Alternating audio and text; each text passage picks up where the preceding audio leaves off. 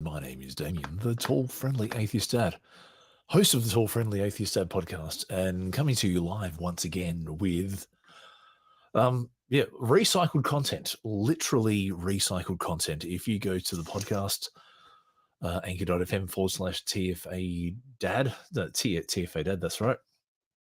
You will see a more recorded, more professional version of this. But look, this bears some doing. This video I'm going to respond to is produced by Ray Comfort and his company, his business, his organization, Living Waters, which is a Christian apologetics organization that promotes a pro-Christian, a fundamentalist Christian viewpoint on many things, namely they have a lot to say about evolution and stuff like that, but also if you really did want to get into other stuff, then I'm sure they have other stuff available. But yeah, this video is when was it produced? 7 years ago. So 7 years ago, and it's still getting talked about now. So what did I have written down? So yeah, this is an oldie but not so goodie from Ray Comfort and his merry gang out at Living Waters. They put out a video called 10 of the Top Scientific Facts of the Bible. And it's basically, it's, how can I describe? It's basically an attempt to I suppose, infer that the Bible is the word of God by showing that it has, facts that couldn't have been known by primitive men, therefore lends credence to the fact that the Bible is a divinely inspired text. Now, when I was a creationist, I both evangelized using these facts, or some of these facts, and heard sermons being preached using these facts. And in case you were never a creationist, the mentality behind lists like this is that the Bible contains nuggets of information that could only have been known by people who were in tune with the creator of the universe, because the Bible was divinely inspired. And we in this modern age are only finding out these scientific facts hidden in the Bible for ourselves. Solid argument, right?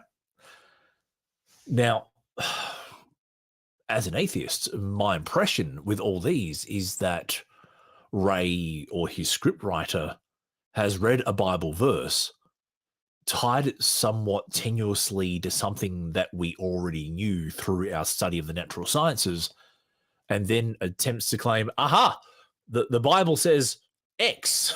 Look how awesome it is. When in reality, it's the apologetic equivalent of 2 + 2 = potato. But look, is my impression correct?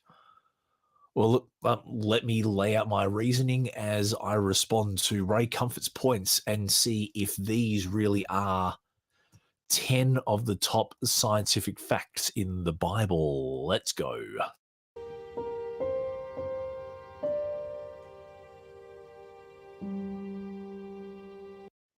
Now, I'm going to quickly pause here. Notice that the very stirring, very emotional, very dramatic music.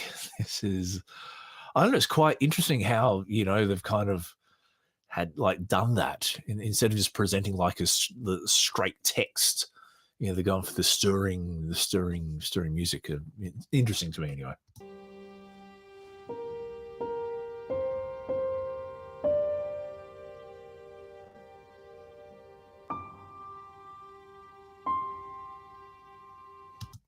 Now, so 20 seconds in, we finally get something. But yeah, now just to clarify, I'm not doing this because I hate anyone or any particular religion. I suppose the only thing, the closest I do come to hate is pushing a socially regressive mindset based on ancient writings and the perceived anger of a deity. That's probably that's where I draw the line. Believe whatever stupid stuff you want, but don't drag us down with you. Is where I'm coming from. So the Earth's free float in space, Job 26:37. Bro, just get on with it. Okay, 33 seconds in, and we're finally getting somewhere. At a time when it was believed that the Earth sat on a large animal or on a giant, 1500 years before Christ, the Bible spoke of the Earth's free float in space. He hangs the Earth on nothing. Science didn't discover that the Earth hangs on nothing until 1650, 3,000 years later. Okay, is there any more? Okay, it's a nice animation of the globe spinning around. Okay, that's it. So it's just gone, we discovered the Earth hangs on nothing, and here's an animation of a spinning Earth to prove the point. Okay. Anyway, so Job 26:7. Did I say 37? Actually, let me just go back. Did it say 37? Oh, okay. But did he say 37? Oh, okay. I'm a doofus. All right, my apologies. Yep, Job 26:7. Okay, so Job 26:7 actually says. Actually, I think he's actually got this in the video. Earth's free float in space. He hangs the Earth. Okay. So you can see here on the screen, he stretches out the north over empty space. He hangs the earth upon nothing. That's what the verse says. Now, I wouldn't say this is a fact. It's an inference from a poetic statement made amongst a much wider context. It's not like Job and God were having a discussion about astrophysics and science, and God was hitting Job with a truth bomb. So we have to say immediately that something doesn't quite add up. And I think you'll find with a lot of these that something doesn't quite add up. Now, we don't know, I personally don't know what the nothing here is referring to. But if it is referring to outer space, I don't see why God couldn't have somehow explained the concept of outer space to Job or the Jews in general somewhere else in the pages of the Bible. I mean, God can get specific about the material and the color of the furnishings of the temple down to a very fine degree. But for something as mind-blowing as outer space, God for some reason can't use like specific language, or he just didn't want to and left us to have to translate from ancient languages to find this atheist killer of an argument. So one, we don't know what the nothing is.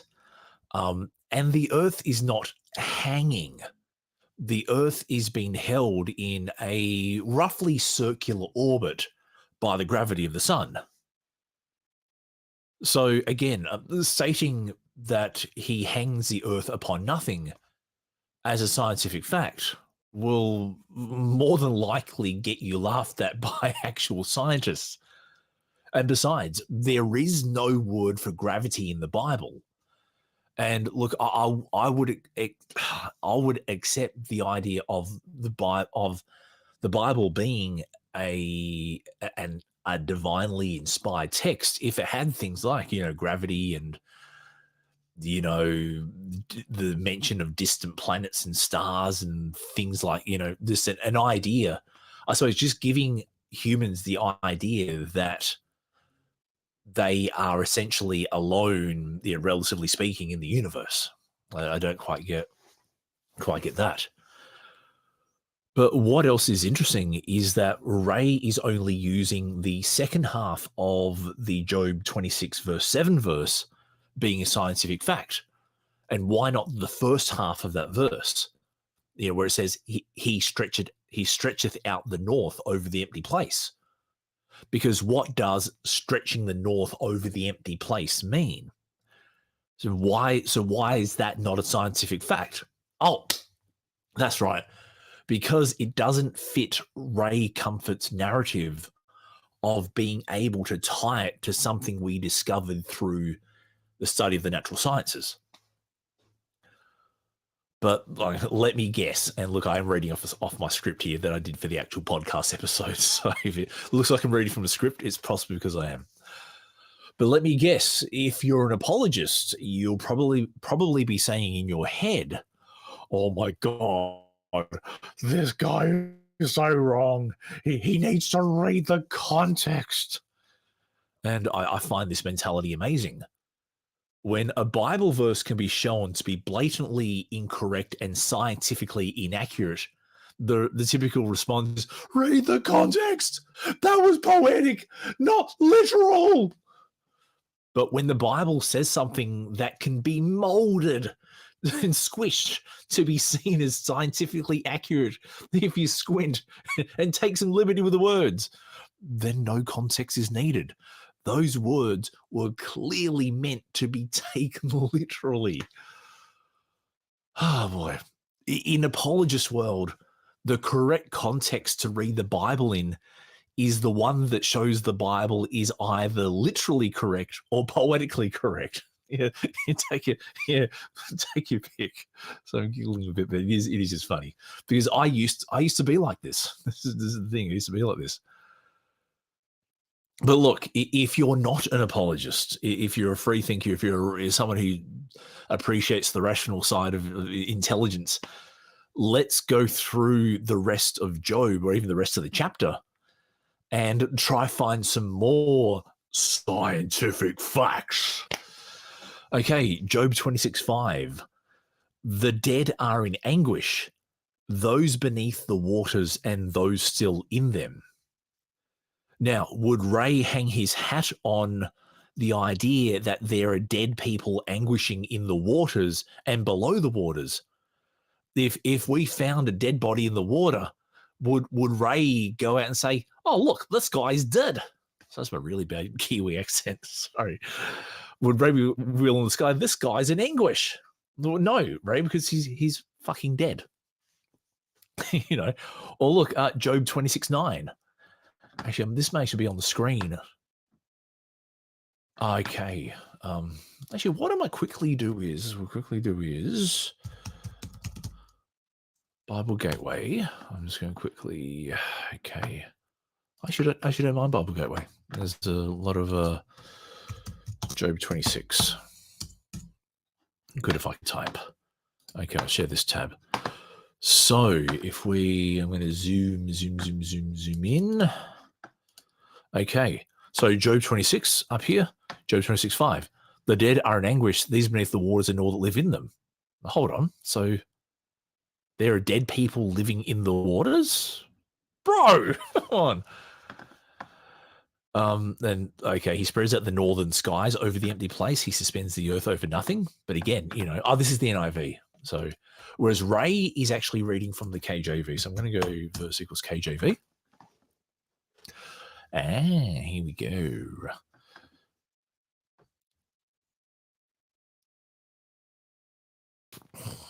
Okay. Yeah, he stretcheth out the north over the empty place and hangeth the earth upon nothing. Okay, so Ray's a KJV guy. But then if we look at, what was the other verse that I had? The other verse I had was Job 26:9. He holdeth...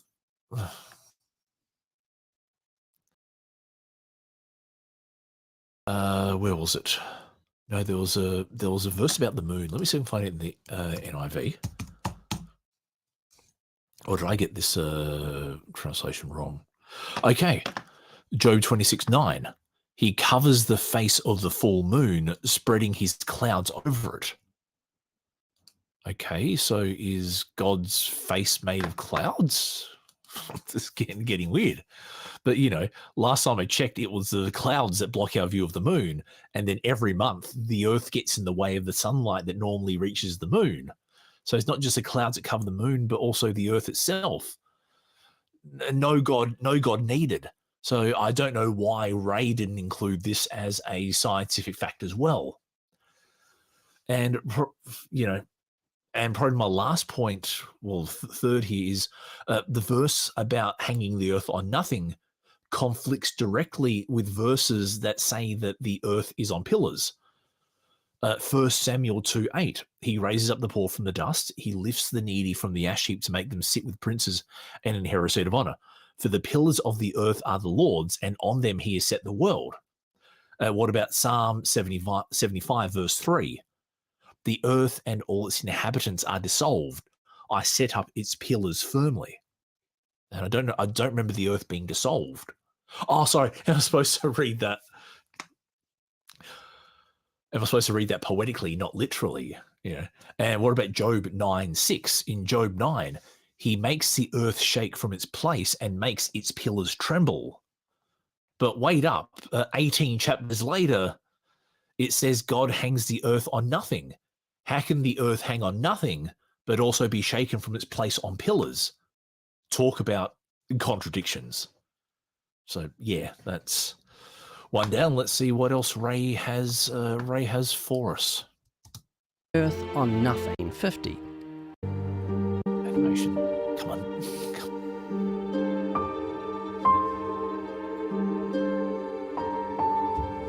Number 9 is wash under running water, Leviticus 15:13.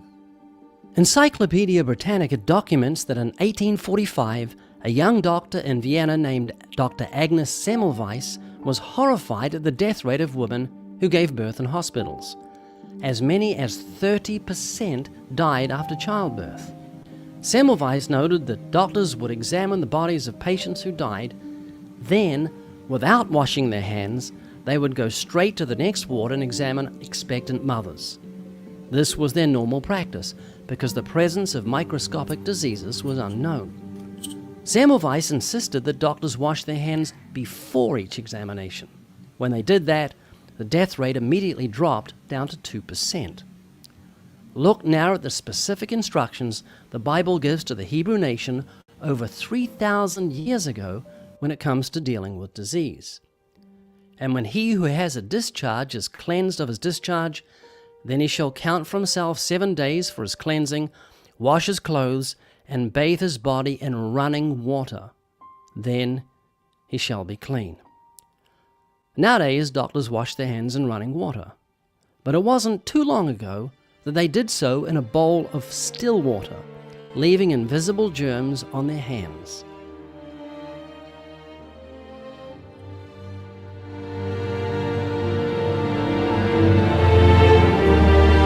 Feel that swell build. That is. Okay, so Ray starts off with the story of Dr. Ignace Semmelweis, who found a way to reduce the infant mortality rate the mortality rate in general in his ward and hospital. And the actual story of Dr. Ignace Semmelweis is quite interesting. It is a fascinating look at being right, but someone who has been proven to be right 1,000 times over. But in his day, he was persecuted, for going against the narrative, and I think he actually ended up dying in a mental hospital because the stress and the persecution took its toll on him. So yeah, I find it interesting that in a fairly Christian country like Austria, because Europe at the time was essentially Christian. That God didn't come down and say, "Look, guys, this doctor is right. Fucking wash your hands."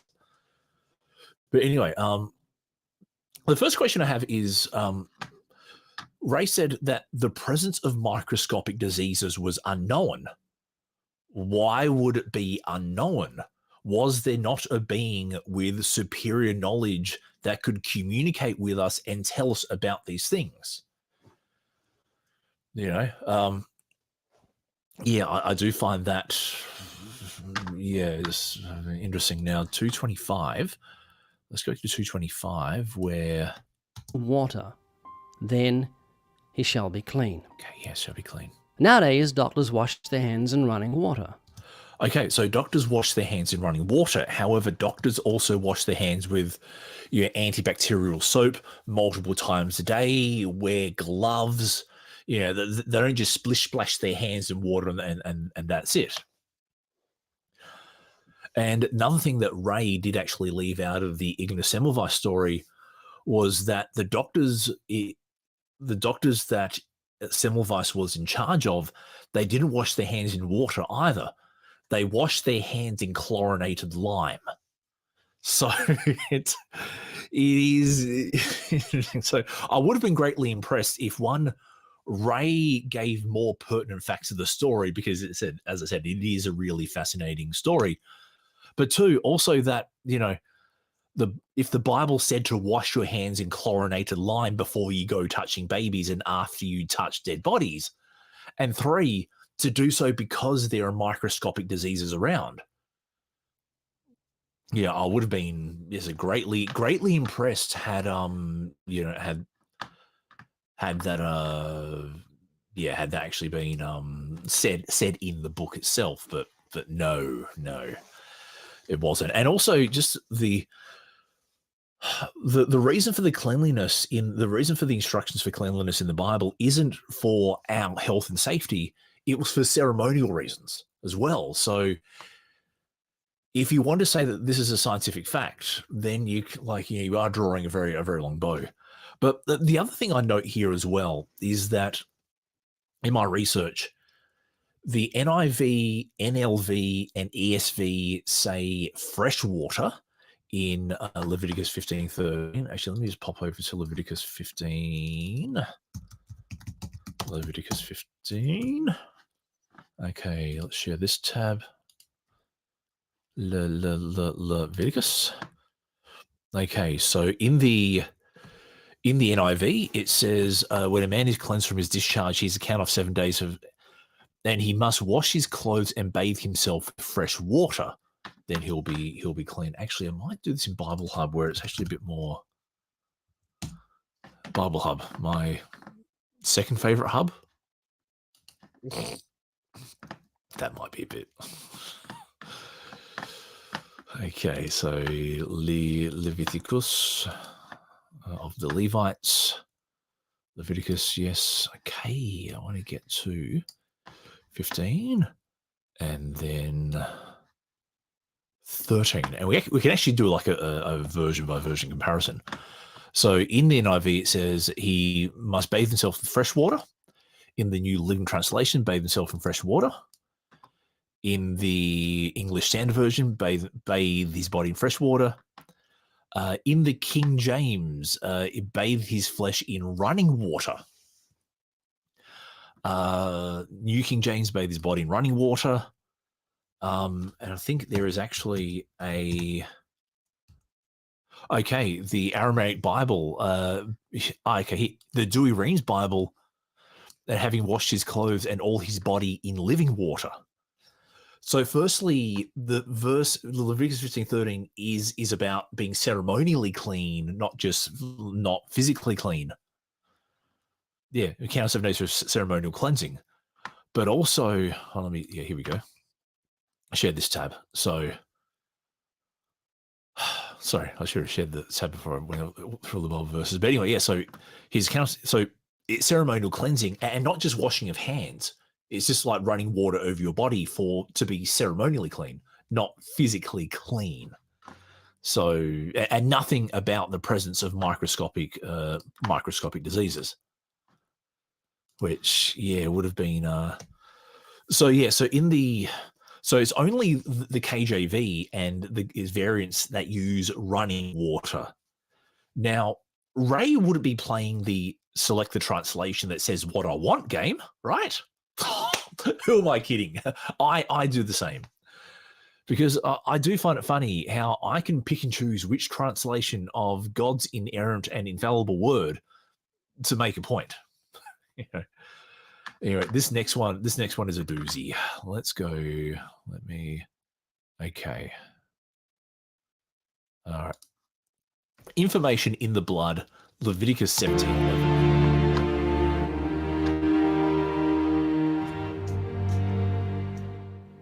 Leviticus 17 verse 11 says, "For the life of the flesh is in the blood, and I've given it to you upon the altar to make atonement for your souls, for it is the blood that makes atonement." Most of us don't think too much about the fact that a doctor can find out the health of our flesh by taking a sample of our blood. But the test can evaluate the health of our kidneys, our liver, thyroid, and heart. Among other things, the blood can reveal diseases and conditions such as cancer, AIDS, diabetes, anemia, and coronary heart disease.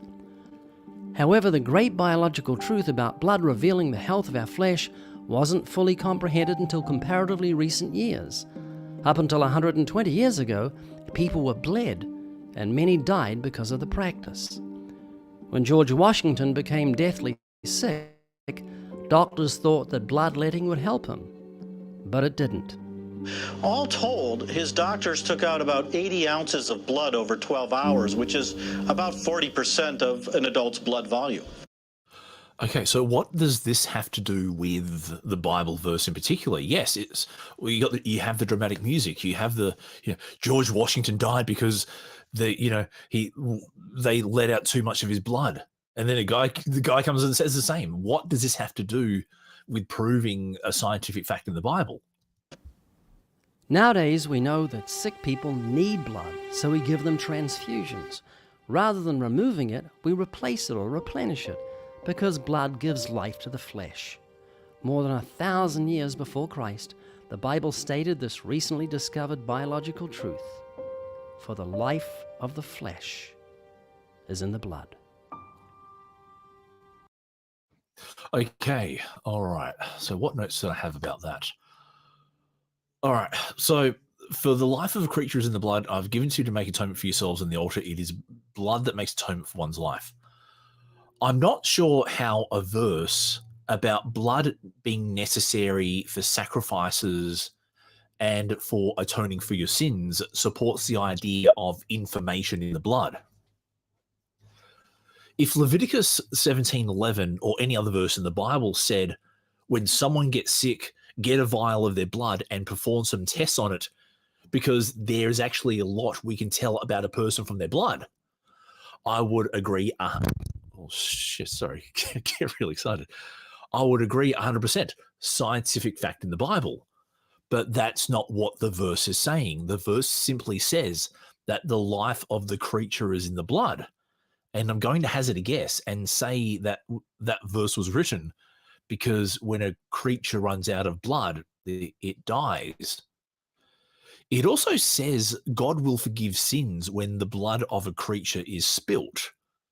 So can someone tell me I'm wrong when I say Christianity is, in essence, a blood magic religion? But let's play that favorite game of context and see what Ray overlooked by not including verses 10 and 12 in Leviticus 17. So let's go Leviticus 17, and I'll read this paragraph highlighted. I will set my face against any Israelite or any foreigner residing among them who eats blood, and I'll cut them off from the people. For the life of a creature is in the blood, and I've given it to you to make atonement for yourselves on the altar. It is the blood that makes atonement for one's life. Therefore, I say to the Israelites, none of you may eat blood, nor may any foreigner residing among you eat blood.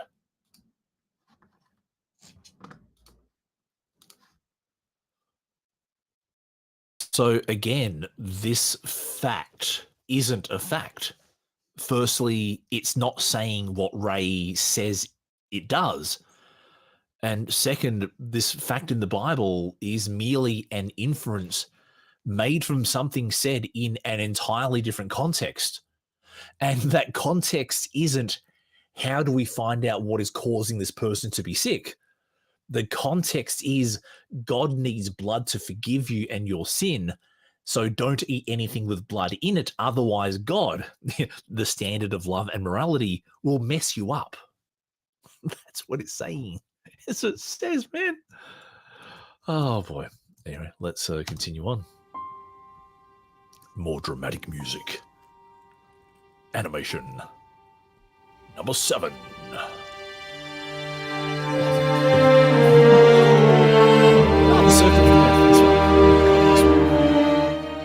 The scriptures tell us that the earth is round.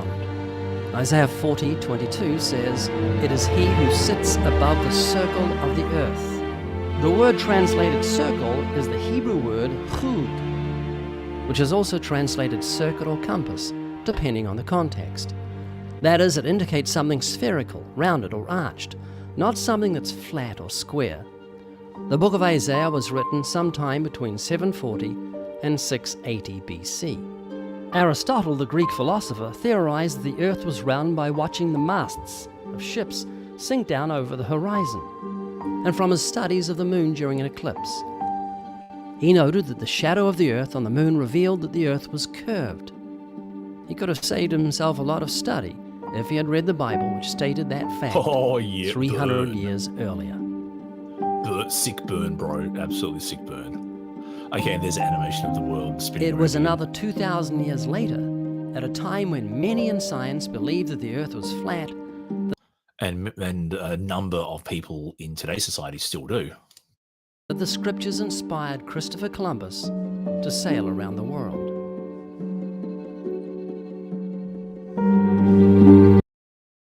Okay, so basically the earth is round because God told Isaiah that the earth is round. Now, at the beginning of his apologetic, he said something that, okay, let's, which is also translated hold on. as, "It is he who sits above the circle of the earth." Yeah. The word translated circle is the Hebrew word chud. Okay, so that Ray is correct in that the Hebrew word for circle is kug. I'm going to say kug because, apologies. So anyway, the word kug is a noun. It is not an adjective. It's not describing something circular. It's talking about an actual circle. And then in the Bible, when a noun is followed by another noun, it means that the first noun is connected to the second noun or the second to the first. And so in Isaiah 40:22, let me go to Bible Hub. Isaiah. Let me pop this down. Isaiah 40. And then 40:22. Okay, let's go to the Hebrew. I love the Hebrew. Okay, so this word here, I'm going to say hug. So yeah, hug or hug if you skip. Means circle.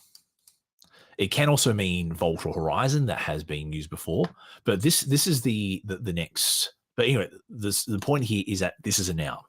So you see here through the other text in the Isaiah 40:22, there's an article, verb, there's a preposition, there's conjunctive verb. But here we go. Circle, noun. Next word, ha'eres, which means land. So eres in biblical Hebrew means land, but it usually gets translated as earth because there's no word for earth in the Bible. There's no concept of the earth as a globe with people on the other side of the world. It's just, yeah. So ha'eres means the land. So noun, the circle of the earth. Basically what it's saying is that it's saying that so when it says that God sits enthroned of the circle of the earth, it's basically saying that God sits above the circular land. That is, just reading through my notes here. Apologies. Yeah, so it's not strictly saying that God is sitting above the circle of the whole earth. It's saying that God is sitting above essentially a disc-shaped land. And I have had Christians come at me and go, no, it's not a flat disc, therefore it doesn't really mean a disc. Bro, shut the fuck up. Yeah, so, and this is one reason why there are some Christians who are flat earthers is because, the Bible presents the earth as being flat, especially when it's on pillars and all this kind of stuff. Now, what else did I have in my notes? Okay. Now, there was a... So Ray is right in that the word Hug means circle, but it doesn't mean something spherical, because in, Isaiah 22:18, let me go to Isaiah 22, and I'll go to verse 18. Go to verse 18. Okay, he will roll you up tightly like a ball and throw you into a large country. So the word for ball is kadur. And again, it's a noun, and it has circle, ball, or pile. So we have to realize that the author of Isaiah knew the difference between a circular disc and a spherical ball. And he used two different words. So yeah, it's if you do want to try apologetics your way out of that, you are going to start from a long way back. Is the big problem.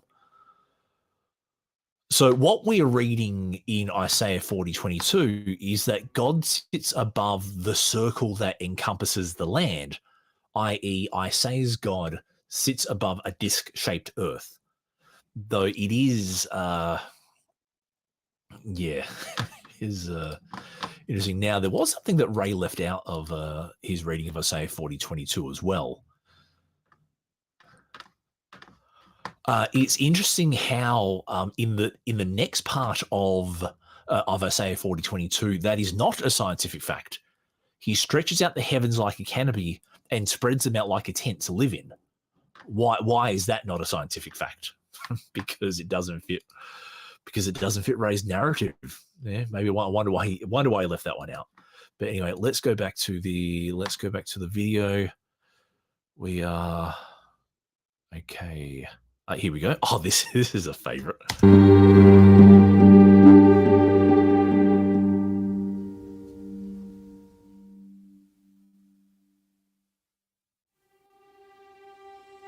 Bible and oceanography.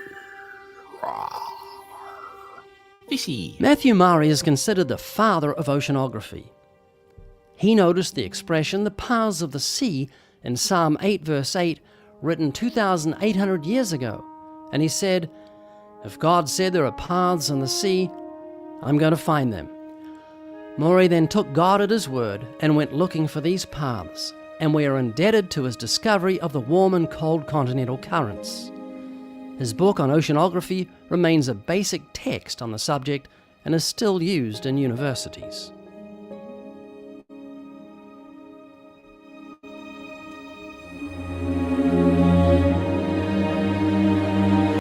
Okay, there's a reason I'm pausing the video here, even though he hasn't finished his point. Okay.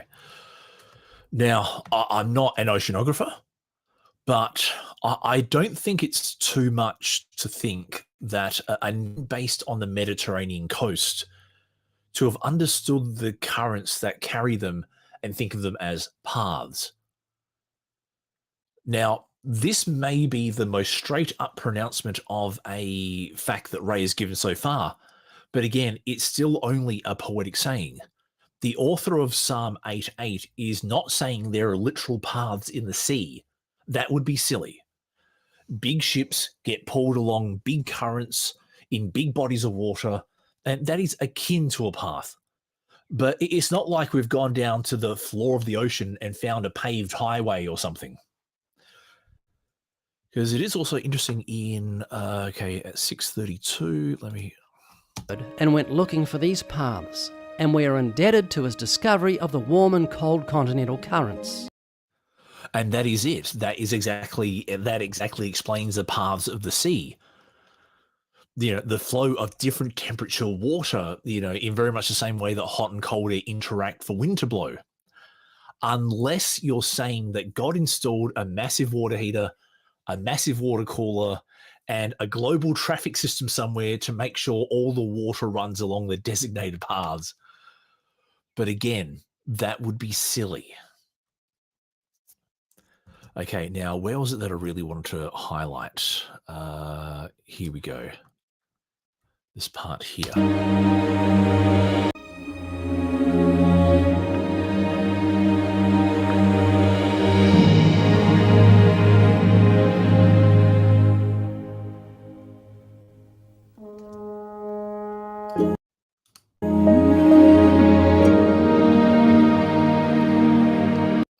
I swear this video could be like half the time if they just, got on with it. you know. But what I wanted to point out was, okay, so in here, where is it? Let's go back to here. Yeah. This is a hero shot, essentially what we call a hero shot. So he plays intense music and uses the hero shot of Maori with his Bible by his side. Now, I don't know much about oceanography, but I do know how to engage in ad hominems. Matthew Murray was indeed a devout Christian who did indeed take the Bible literally, especially the paths of the sea verse literally.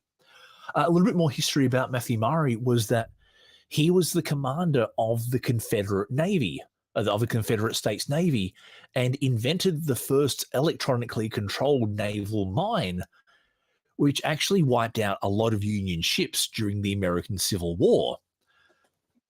The ships belonging to the side that wanted slaves to be free.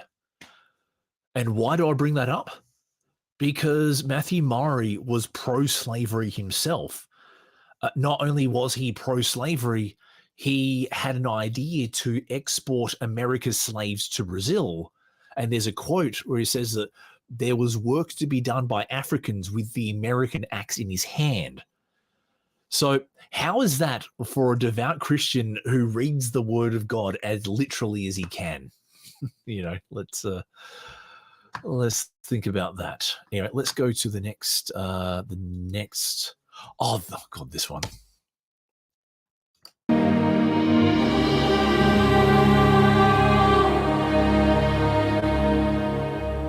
Light waves and radio waves. Job 38:35. In the book of Job, chapter 38, verse 35, God asked Job a very strange question back in 1500 BC.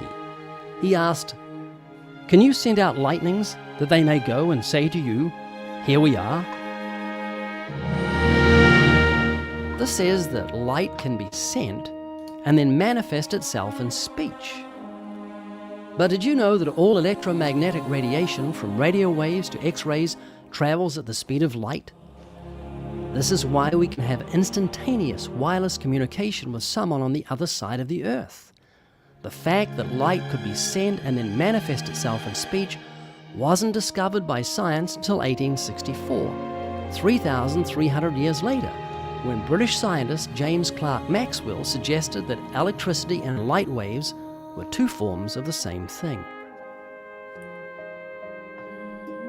Mm-hmm. Oh God, yes. Seriously, this video could be, like 5 minutes long. And yeah. Okay, so light waves and radio waves.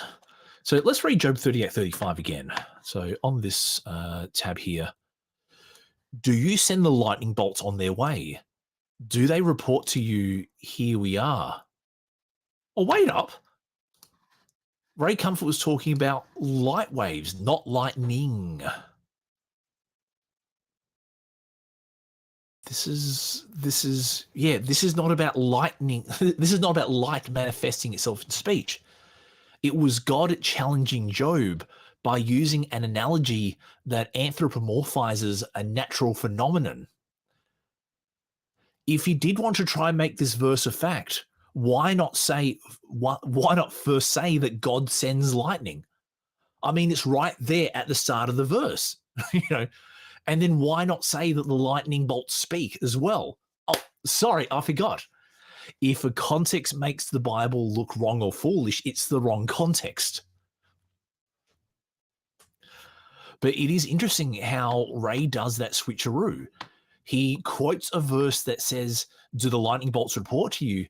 and then goes on a monologue about electromagnetic radiation. Lightning and rays of light are two very different things. One is the flow of electrical charge between clouds and the ground, and the other is electrons and photons moving at specific frequencies. Not. That is...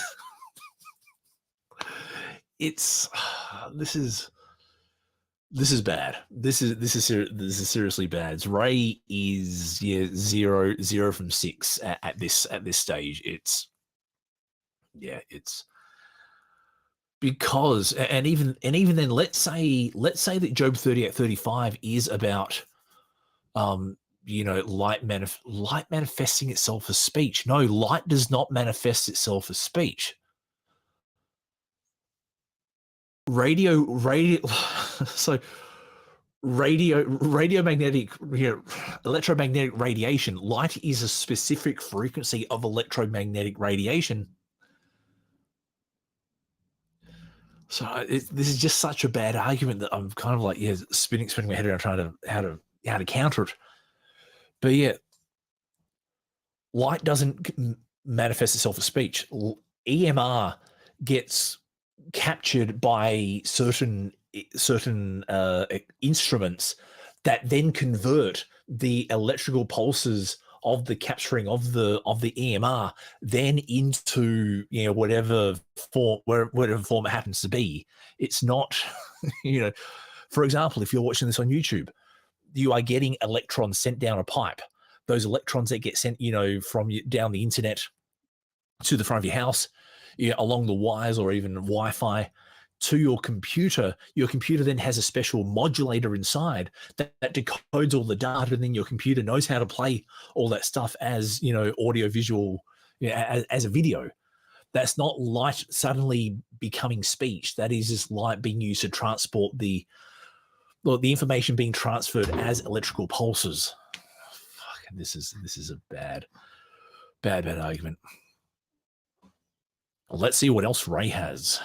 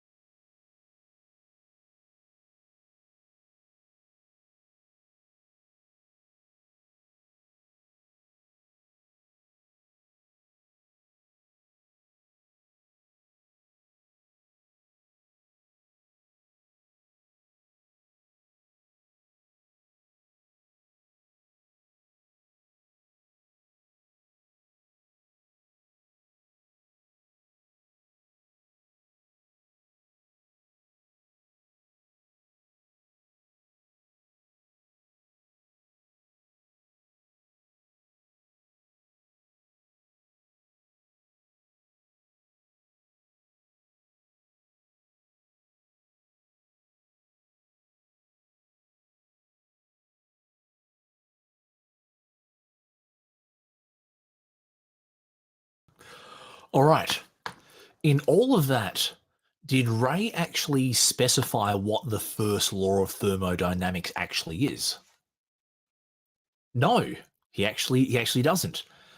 And I'm a little bit surprised that Ray went for the first law of thermodynamics, because it's usually the second law that creationists misquote. But I suppose you can't misquote something you never quote, which is why Ray never quoted it. So the first law of... the first law of thermodynamics is the change in internal energy of a system is equal to the heat added to the system minus the work done by the system. Or you may have heard also put that energy cannot be created or destroyed, simply change state. Yeah. Or you may have also heard it put as you cannot add energy into a closed system. So this is all regarding closed systems as well. By the way, it's that is the first law. The first law of thermodynamics is that the change in internal energy of a system is equal to the heat added to the system minus the work done by the system. That's it. And there's nothing about that in Genesis 2. Thus the heavens and the earth were completed in all their vast array.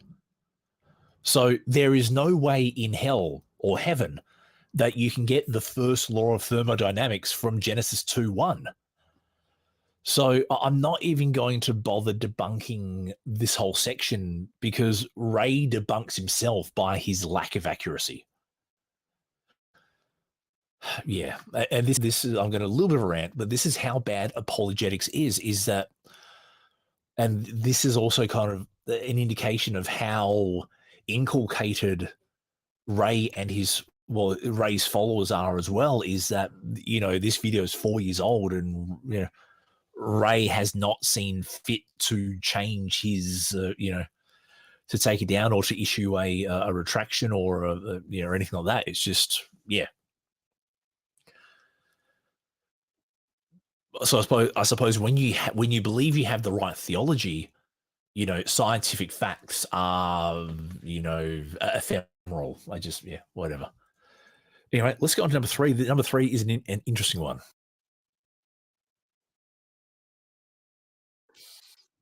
Number 3 is ship dimensions, Genesis 6:15.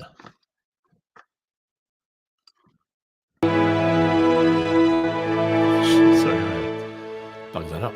In Genesis chapter 6, God gave Noah the dimensions of the one. Sorry, I just realized I shared the wrong tab. My sincere apologies. All right, I'm going to go back to Genesis. Sorry, my sincere apologies. This is fact number 4. Genesis chapter 2, verse. So the argument is Genesis 4 and the first law of thermodynamics. Sorry, I do apologize. It's I get so excited I forget to switch tabs.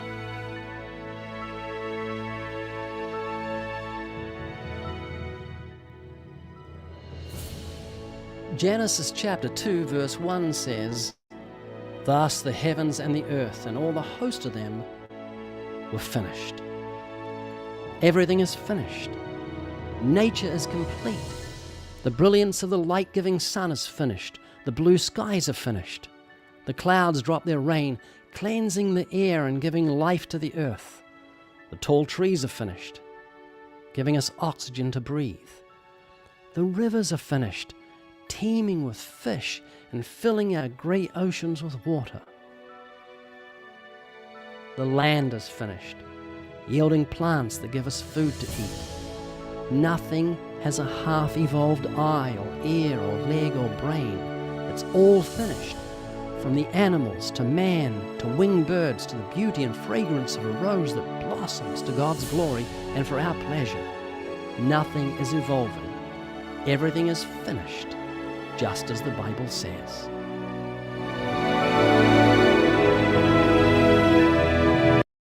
Okay, yeah. So I do apologize that I responded to this without actually having played it. So you did hear my response. Yeah, how on earth do you get the first law of thermodynamics from that particular verse?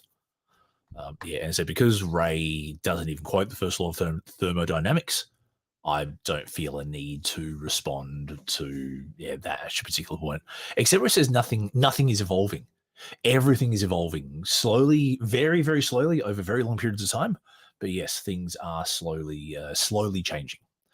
For example, humans are getting taller, and humans are living longer, and diseases are evolving, and all this kind of stuff. And it's anyway. Let's go to this one here, which is ship dimensions, Genesis 6:15.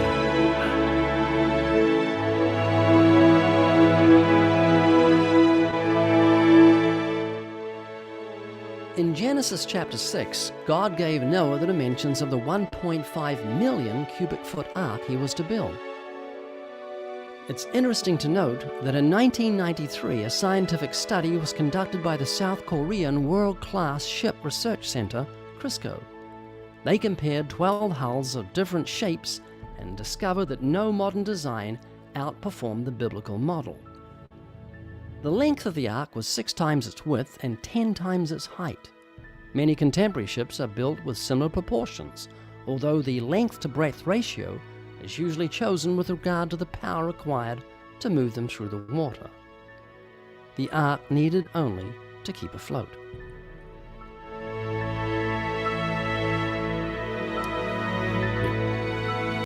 Okay, that's a bit more straightforward. It doesn't quite linger on the shots there. Okay, so it's not actually Chris Co. I think it's actually Chris So. I forget what the Korean research. I forget exactly what CRISO actually stands for, but yeah. So Ray cites a. Let me just go back to it.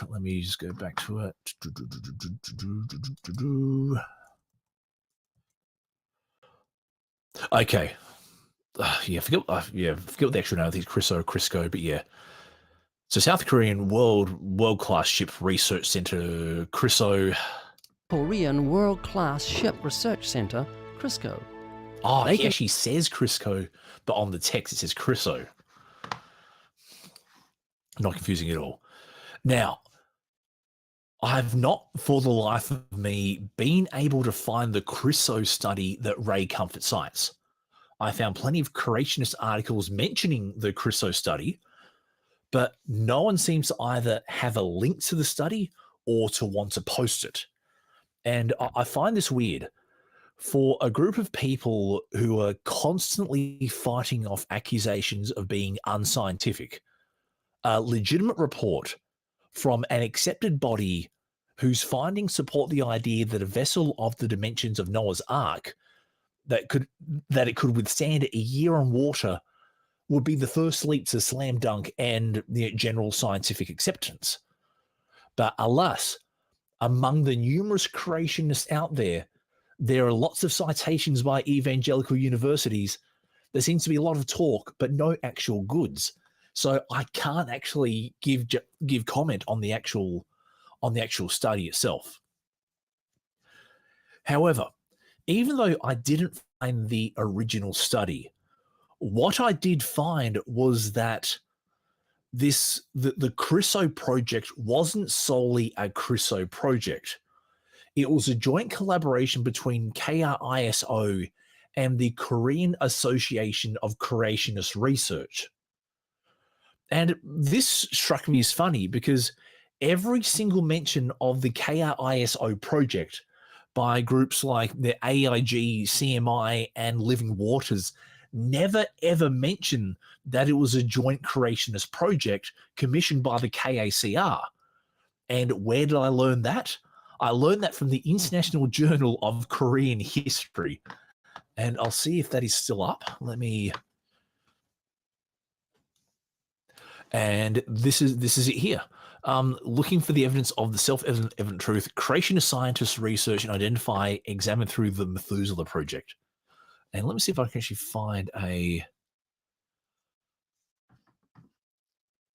Okay, so movements back to Korea, and the Korea is one of the countries where the creation science movement is most active. Let me see if I can actually find a KISO. Okay, here we go. The Noah's Ark safety verification experiment was jointly conducted in November 92 by the KACR and the Korea Research Institute of Ships and Ocean Engineering. The research team created a scale model of Noah's Ark as described in the Bible and argued that they scientifically proved that Noah's Ark was safe even in tides of more than 30 meters. So yeah, so it was actually a I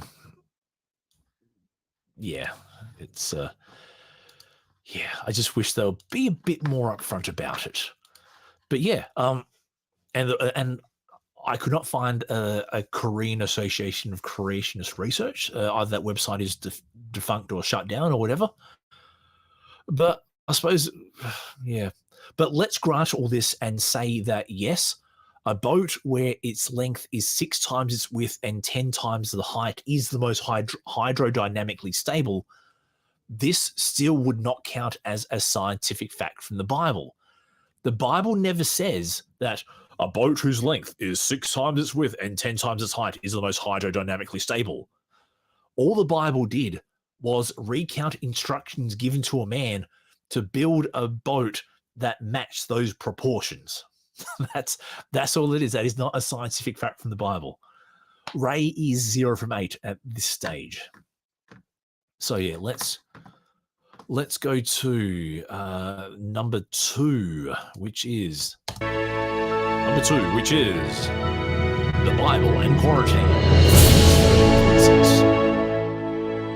In Leviticus 13, verse 46, the Bible speaks of quarantine long before medical science discovered the importance of isolating those with infectious diseases. In 1490 BC, it gives instructions on what to do if someone has leprosy. He shall be unclean. All the days that he has the sore, he shall be unclean. He is unclean, and he shall dwell alone. His dwelling shall be outside the camp. Laws of quarantine were not instigated by modern man until the 17th century. The devastating Black Death of the 14th century took an estimated 70 million lives. This was because they failed to separate the sick from the healthy. When whole families fell ill, it was attributed to bad air. Which technically isn't wrong. However, putting into practice the ordinances of quarantine laid out in Scripture would have saved millions of lives. Okay, that's... Okay, so let's read Leviticus 13. Okay, so this is Leviticus 13. So you can see there, Leviticus 13. Now, this... Okay. As long as they have the disease, they remain unclean. They must live alone. They must live outside the camp. Okay, that's what it says. That's what it says. But yeah, the Bible doesn't say that anyone who is sick should isolate themselves. The passage in Leviticus refers only to people with leprosy or skin diseases. And there's actually a specific... So yeah, so the passage is only for people with, like leprosy or skin diseases, not people who have colds, flu, Black Death, or COVID. And again, Ray is playing fast and loose here. Let's look at Leviticus 13:45. Leviticus 13:45 is, anyone with such a defiling disease must wear torn clothes, let their hair be unkempt, cover the lower part of their face, and cry out, "Unclean! Unclean!" As long as they have the disease, they must. As long as they have the disease, they remain unclean. They must live alone. They must live outside the camp. And let's go back a little bit further. Let's start at verse 38. When a man or woman has white spots on his skin, the priest is to examine them, and if the spots are dull white, it is a harmless rash that is broken at the skin, they are clean. A man who's lost his hair and is bald is clean. If he's lost his hair from the front of his scalp and has a bald forehead, he is clean. But if he has a reddish-white sore on his bald head or forehead, it is a defiling disease breaking out on his head or forehead. The priest is to examine him, and if the swollen sore on his head or forehead is reddish-white, like a defiling skin disease, the man is diseased and is unclean. The priest shall pronounce him unclean because of the sore on his head. So yeah, so this is not to do with, the Black Death, Ebola, COVID, whatever you want. It is to do specifically with skin diseases. But why doesn't Ray also say that tearing your clothes, covering your mouth, and screaming "unclean, unclean" is also a scientific fact? Oh, because it doesn't fit his narrative, and he'd be laughed at if he gave that as medical advice. And again, Ray has played choose the translation game. Back in Fact 9, Ray used the King James Bible to say the Bible says to use running water when only the KJV and its derivatives say that. But now the NIV says defiling skin disease. The KJV,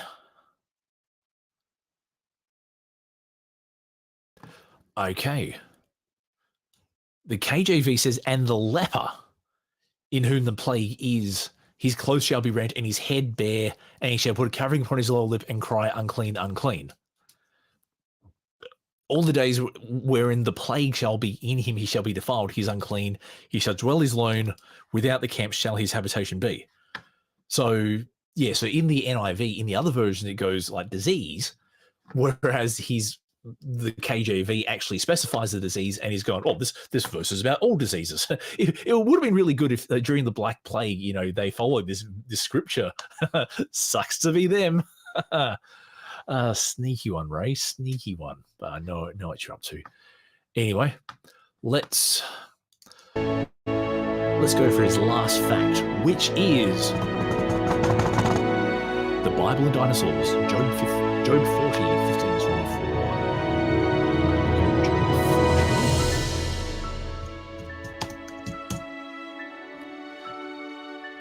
And actually, I'm going to make a point here. I find it very interesting that none of Ray's facts come from the New Testament. They are all Old Testament verses. And it just would have been interesting had the New Testament actually had some scientific facts that he could have, hung his hat on. But while I'm talking about that... In Job 40, verse 15, God himself speaks to Job of a creature he created called Behemoth. Some Bible commentators believe this creature is a hippopotamus, as does this particular commentator. Behold now Behemoth, which I made with you. He eats grass as an ox. Lo, his strength is at his loins, and his force is in the navel of his belly. He moves his tail like a cedar. The sinews of his stones are wrapped together. His bones are as strong pieces of brass. His bones are like bars of iron. He is the chief of the ways of God. He who made him can make his sword to approach unto him. Surely the mountains bring him forth food, where all the beasts of the field play. He lies under the shady trees, in the covert of the reed and fens. The shady trees cover him with their shadow. The willows of the brook compass him about. Behold, he drinks up a river. He hastens not. He trusts that he can draw up Jordan unto his mouth. He takes it with his eyes. His nose pierces through sneers. Science can only speculate as to why the dinosaur disappeared, but the answer may be in this passage of Scripture. As we have seen, some commentators think this is a reference to the hippopotamus. However, one of the characteristics of this massive animal was that it had a tail that is likened to a cedar, which is a very large tree. Clearly, the hippopotamus doesn't qualify. Here are the characteristics of this animal. It was the largest of all the creatures that God had made. It was plant-eating, that is, herbivorous. It had its strength in its hips, and a tail like a large tree. It had very strong bones, lived among the trees, drank massive amounts of water, and was not disturbed by a raging river. The Bible then says, "He that made him can make his sword approach unto him." It would seem that God had caused this, the largest of all the creatures he had made, to become extinct. So God made a really large creature and then just decided for shits and giggles to make the creature extinct? What the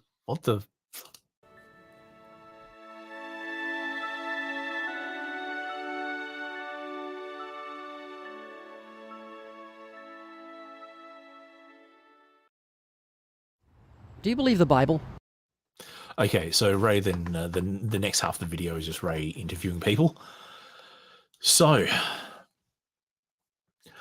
Ray hangs his hat on one verse out of that lot. Verse 17, its tail sways like a cedar, to say that, yes, this passage is all about dinosaurs. And on the screen, he plays a clip of a 3D generated, it looks like a crappy Brontosaurus. Yeah, it looks like a real crappy. I'm going to go back. What is it? Where's his crappy? Honestly, his crappy Brontosaurus. Okay.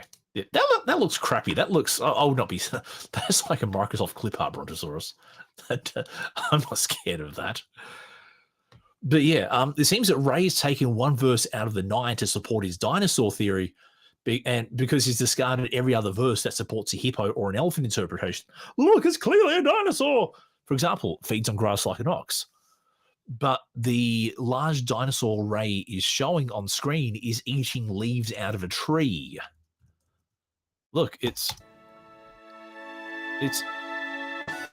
To become extinct caused this, the largest of all the creatures he had made, to become extinct. Yeah, it looks like he's feeding out of a tree. You know, that's Um, yeah, and then verse 21, under the lotus plant it hides, hidden amongst the reeds in the marsh. There is no way that Ray's Brontosaurus is hiding in the water, whereas hippos and maybe I'm assuming elephants can as well. Now, what about the sinews of its thighs passage? The problem here is that the word for thigh is better translated as testicle.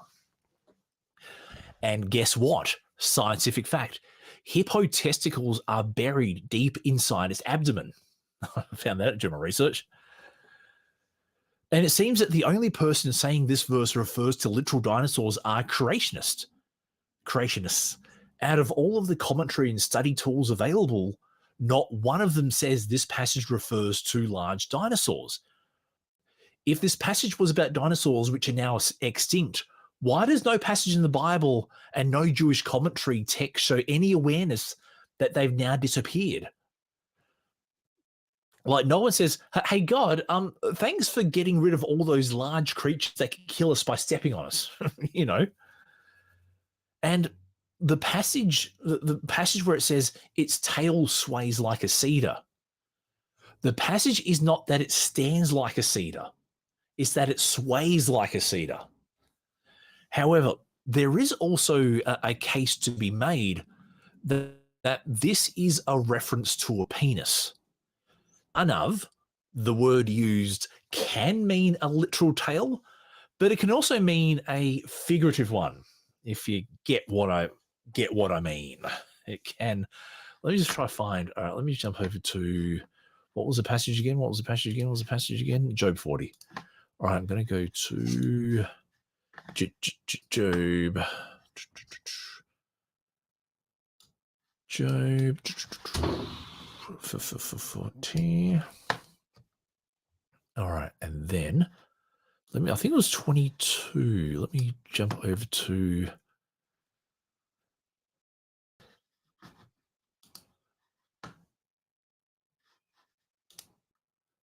I'm trying to find the verse where it says, all right, pop over to here.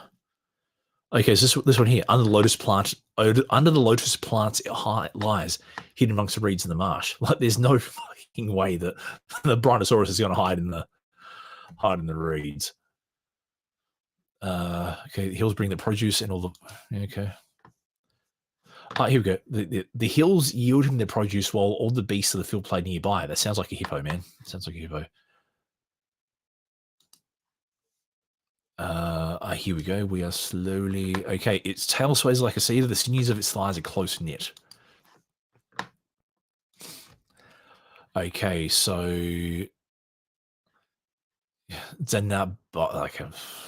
yeah, but in short, tail. In my research, tail can mean like an actual tail of an animal, or like something that sways like a tail.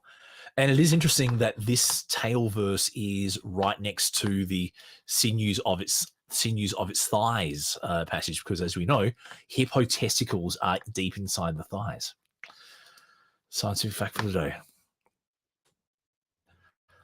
And I do find it interesting that Ray believes that God created